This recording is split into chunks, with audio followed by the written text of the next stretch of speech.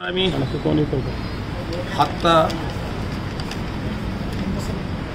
সাতটা দফা আছে, সাতটা দাবী, 7 দফা আছে, কিন্তু দফা কেইবাটাও আছে ইয়াত উল্লেখ কৰা আছে।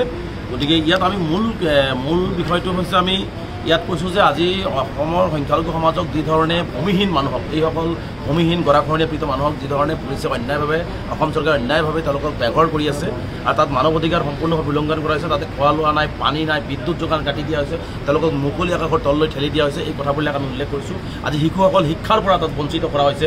আজি যি সময়ত মানে ভাৰতবৰ্ষৰ সকলো শিশুক শিক্ষাৰ অধিকাৰ দিব লাগিব, শিক্ষাৰ ক্ষেত্ৰত তেওঁলোকৰ অগ্ৰাধিকাৰ দিব লাগিব, তেনে ক্ষেত্ৰত প্ৰায় 7,000তকৈ অধিক উচ্চৰিত পৰিয়ালৰ ছাত্ৰ ছাত্ৰীয়ে আজি শিক্ষাৰ পৰা বঞ্চিত হৈছে।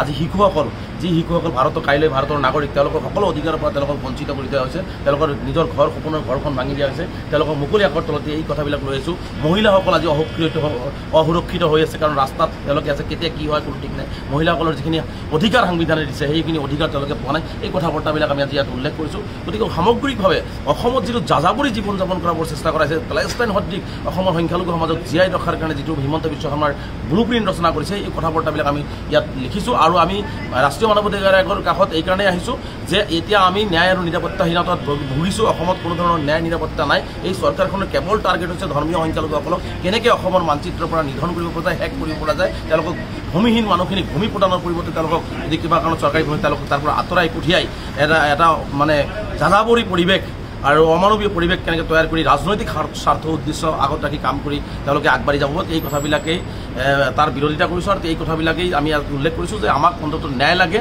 নিৰাপত্তা লাগে, আমাৰ অধিকাৰ, ভাৰতবৰ্ষৰ সংবিধানে যিখিনি অধিকাৰ দিছে সেইখিনি অধিকাৰ আমাক দিব লাগে।